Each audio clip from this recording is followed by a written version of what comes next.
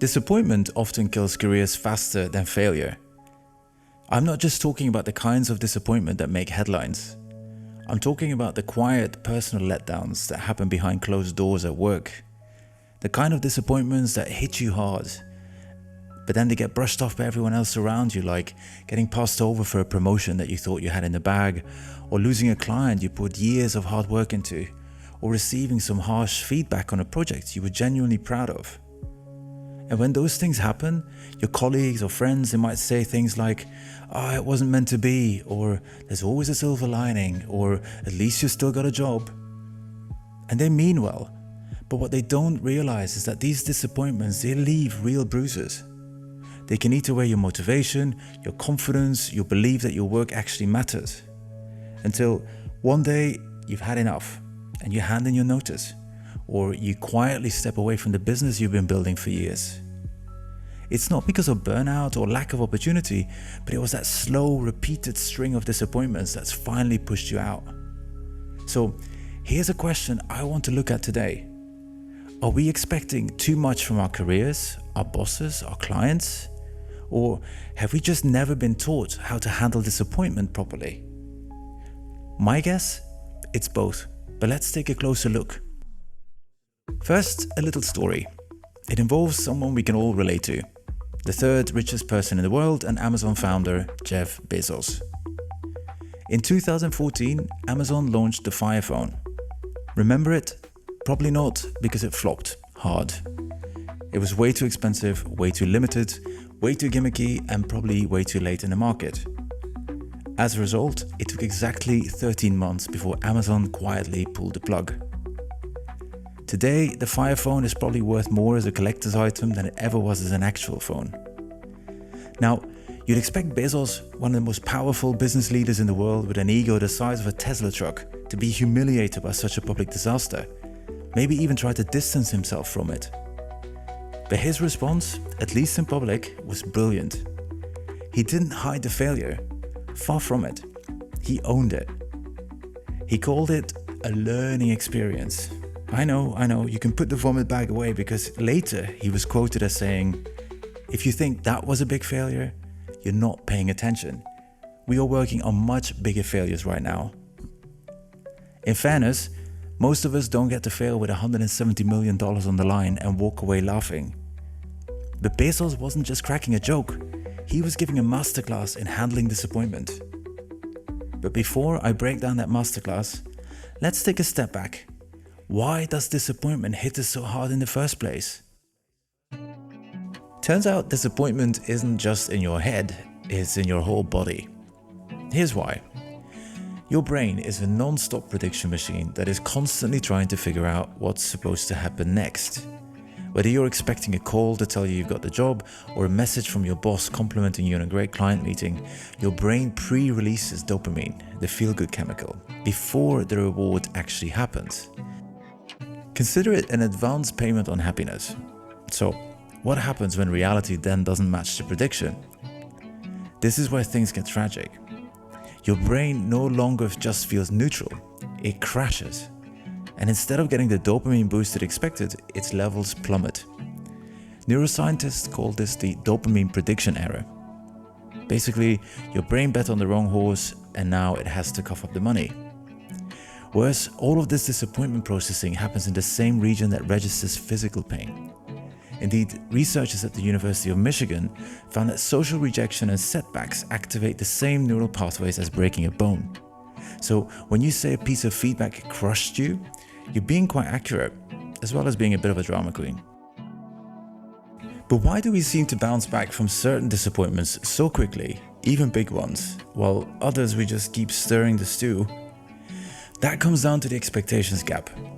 This is the distance between what you expected to happen and what actually happened. Say you applied for a job you sort of wanted, but you didn't get it, you move on pretty fast. But if you spend weeks telling yourself and everyone else around you that you were the perfect fit and picturing yourself in that role, that rejection will hit you like a train.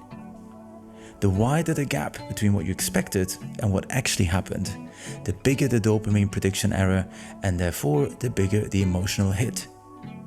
And here's a fun fact. A 2023 study in Nature Neuroscience found that people with higher emotional intelligence actually feel disappointment more. Why? Because they're generally better at predicting outcomes. So when they miscalculate, their brain experiences a steeper dopamine drop because the expectation gap is wider. It's the downside of being good at reading situations. You're not just disappointed that things didn't go your way, you're doubly disappointed because you almost never get things wrong. So, we know disappointment hits hard. But what if you could see it coming and then stop it from knocking you down before it even happens? That's what we're getting into now, how to prevent disappointment before it spirals. As I mentioned earlier, disappointment hurts because of a prediction error. Your brain expected something different. Now, there are 2 tricks you can apply to making sure that your brain doesn't set you up for disappointment. The first is called expectation calibration. It sounds a little bit like a 1970s disco hit, but it's actually a complicated way of saying, set your goals high, but keep them realistic. When you think about it, disappointment isn't caused by failure. It's caused by the near certainty that failure wasn't really an option. It's the difference between I want to get promoted and I'm 100% getting promoted. The first will keep you motivated. The second leaves you crushed when it doesn't happen. So, tip number 1, make your expectations realistic. The second tip to prevent disappointment is by doing something called preemptive adaptation. Again, a fancy term for making sure that you're preparing mentally for setbacks. So instead of assuming everything will go your way, you make sure that before any big moment, you ask yourself, what's my plan B? If you're up for a raise, think, what will I do if I don't get it? If you're pitching, ask, how will I respond if they reject my proposal? Research shows that when we mentally prepare for different outcomes, we feel 50% less disappointment. Because what you've done is you've prepared yourself for multiple outcomes. See, most of us treat major moments like promotions or job interviews or pitches as an all or nothing. Either it happens exactly as we imagined, or it's a failure. But in reality, outcomes live on a spectrum, and we really need to stop ourselves from thinking in such a binary way. A promotion isn't just, I got it, or I didn't. It could mean a raise instead, or more responsibilities, or a step closer to being promoted in 6 months' time. A pitch isn't just, they loved it, or they rejected it. It could mean they liked parts of it, but not all, or they're interested, but they need a bit more info. So, before a big moment, instead of imagining just one perfect outcome, map out a range of realistic ones. Some great, some okay, some not ideal, and then some really bad ones. When the result then lands somewhere within that range, your brain doesn't feel like it got hit with a plot twist. It processes it as one of the expected possibilities. Your dopamine levels won't plummet as much because the result, even though it wasn't ideal, was still within the range of outcomes you expected. This is probably how Bezos dealt with his Fire Phone disappointment too. He'd been in the business for decades, and he knew very well that his smartphone flopping was certainly within the range of expected possibilities. One which he probably assigned a relatively low probability, but a probability nevertheless. Now, I've talked about ways to prevent disappointment by keeping both feet on the ground and by checking in that your expectations are realistic and by preparing for multiple outcomes. But what if it's too late? What if you're already disappointed? As I said earlier, disappointment isn't just an emotion. It's a physical feeling caused by a chemical reaction happening in your body. The moment something unexpected occurs, your brain floods your system with a cocktail of stress chemicals. First, there's adrenaline. That's the one that makes your heart race and your stomach drop and your body feel tense. Then comes cortisol. This one keeps your brain on high alert, making it harder to focus, and it even blocks your dopamine production, which is why disappointment can feel so unmotivating. And then there's norepinephrine. This is the one that locks your brain onto a negative experience. It makes you replay it over and over and over, and even when you don't want to. And the good thing is that these chemicals, they only stay in your system for about 90 seconds. unless you keep the cycle going. And this is where it gets interesting. Because why do we so often allow one bad moment to spiral into our whole day? That, my friends, is called rumination. Rumination is that loop you find yourself in when you keep replaying what happened over and over and over. What was said, what you should have said, what you did, what you didn't, etc. You're not just remembering it though, you're reliving the whole thing. Why do we do it? Because your brain doesn't like loose ends. Any kind of disappointment, especially the kind that feels unfair or unresolved, creates a mental itch. And your brain wants to scratch it, make sense of it, do something with it, solve it. All in the name of protecting you from feeling that particular sting again in the future. And here is where it gets a little sneaky. Because rumination is horrible, but it can feel oddly satisfying too. It gives you a sense of doing something, of mentally working the problem. Your brain rewards that introspection with a little hit of perceived control, even though nothing's really changed and nothing's been resolved. And that's because most of the time there's nothing left to resolve. The situation's done, it's over. But the more you loop it and ruminate, the more stress chemicals you produce. The more you scratch, the harder it itches. So the memory gets more and more embedded and you start to feel even worse. On top of that, your brain's natural negativity bias means we already lean towards giving more weight to bad experiences than to good ones. So you're creating the perfect storm here. That's why one awkward conversation haunts you longer than a dozen great ones, while you still cringe when you think back about something small that happens years ago. It's simply your brain's evolutionary survival software doing what it was designed to do. The good news is you can update that software. You can break the loop. And that's what we're going to do next. I'm going to give you 4 different brain resets that should help you get off that rumination hamster wheel. Earlier, I talked about that lovely mojito of stress chemicals flooding your brain whenever you get disappointed. Unlike alcohol though, these chemicals don't stay around for long unless you keep fueling them by ruminating. And that's exactly what we're going to stop. The next time disappointment hits you, try and remember to set a 90-second timer and then do this. First, you pause. You let yourself feel it. The key here is not to suppress the emotion of being disappointed. You just acknowledge that it's there. You name it. I feel disappointed right now. Secondly, you start taking slow, deep breaths for the remainder of that minute and a half, where your out breath is slightly longer than your in breath. This stops the nervous system from escalating stress. It's okay if the rumination thoughts still pop up, but when you notice them, you switch your focus back to your breathing. So you do that over and over. And then thirdly, the moment the timer goes off, you make sure you interrupt the thought loop. You get out from your chair, you move around the office, you go out for a quick walk, you change your environment, you go and lift weights or whatever, anything to force your brain onto something else. Because remember, disappointment lingers only as long as you feed it. So the faster you stop the ruminating, the faster you'll recover. But you've got to break the rumination first. The second rumination reset is called the instant nervous system reset. Let's say you're in the moment, like you've got disappointing news and your body is already in full stress mode. What's the fastest way to bring yourself back down?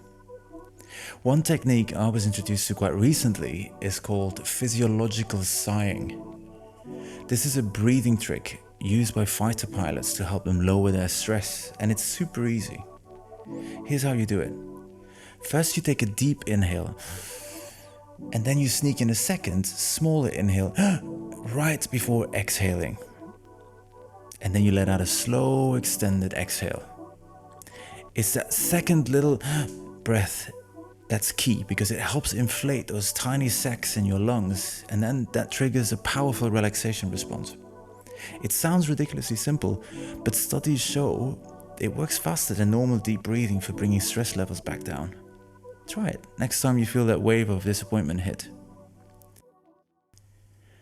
The third reset is the dopamine reset. Remember how I talked about dopamine crashes and how disappointment messes with your brain's reward system? Well, if you want to bounce back fast, the trick is to kickstart dopamine production again as quickly as possible. That's because after a disappointment, your brain needs a new sense of progress. And the best way to do that is literally through small, achievable wins. You can set yourself little micro goals by picking something small that you can accomplish immediately, even if it's just sending an email or finishing a short task or making a plan for what's next. You can also do a reset through physical movement. That's because exercise releases dopamine. Even a short walk literally helps reset your brain. But the key is to get a quick win, something your brain can register as progress, so you don't stay stuck in that disappointment mode. My favorite micro action personally is to get out my phone or my journal and write down what I've learned from that disappointment, or what I swear I will do differently next time. It makes me feel like I'm in control again. And then the fourth and last reset is called a cognitive contrast reset. I talked about the negativity bias earlier and how your brain is quite quick at finding more stuff to feel miserable about as soon as it registers disappointment. Funnily enough, you can use that to your advantage. A study in psychological science found that when people compared their disappointment to a worse possible outcome, they felt significantly less upset. This trick is called cognitive contrasting. Your brain makes sense of setbacks by comparing them with other setbacks. Think about it. Being told during your annual review that a promotion you hoped for isn't happening, that hurts. But what if instead your manager warned you that a company reorganization was happening and your role was on the line? Suddenly not getting that promotion doesn't seem quite as bad. Or you can go even sillier. What if your idea got shut down in a meeting? Well, that's disappointing. But what if they had literally laughed you out of the room? Now a simple rejection feels much easier to handle. The way to use this cognitive contrasting is by first asking yourself, what's the worst outcome that could have happened? Then picture yourself in that situation and imagine how that would have felt. And now compare that to what actually happened. Your brain will quickly shift from, this is terrible, to, actually, this could have been a lot worse. This is not about ignoring disappointment, by the way. It's just about keeping it in perspective. Instead of letting it spiral, you stop taking yourself so seriously. You reframe it, you reset, and you move forward. So, there we go. In conclusion, if there's one thing I want you to take away from this, it's that disappointment isn't what will break you. It's what you do next that matters. And let's bring Bezos back here. He didn't linger. He said it himself. He was already working on his next failure, which in his case ended up being a divorce settlement that cost him even more than a Fire Phone fiasco. Besides, setbacks are everywhere and unavoidable both in and out of work. You will face rejection, you will experience failure. And if you don't, you're probably not living hard enough. But are you going to feel miserable and sulk for days, weeks, years? No, you're not. If you're listening to my podcast, you're clearly a talented and intelligent person, and with the information I just shared, you can learn to process disappointment without letting it control you. Here's what you do next time disappointment hits you. First, you catch the spiral. Notice when your brain is starting to turn one setback into a personal disaster movie. Second, reset your nervous system. Whether it's through physiological sighing or a 90-second emotional reset, or just stepping away for a moment to break that feedback loop. And finally, shift your focus. Use a dopamine reset. Set a small win in motion and remind your brain that this moment isn't the full picture. The only thing that happened is that something didn't go as expected. And what happens next? That is entirely up to you. Hey, it's Chris here. If this resonated with you, don't keep it to yourself. Share it with someone else who needs to hear it. And if you want more insights on leadership, confidence, and growth, you can hit like, subscribe, and turn on notifications so you don't miss the next one. I'll see you soon.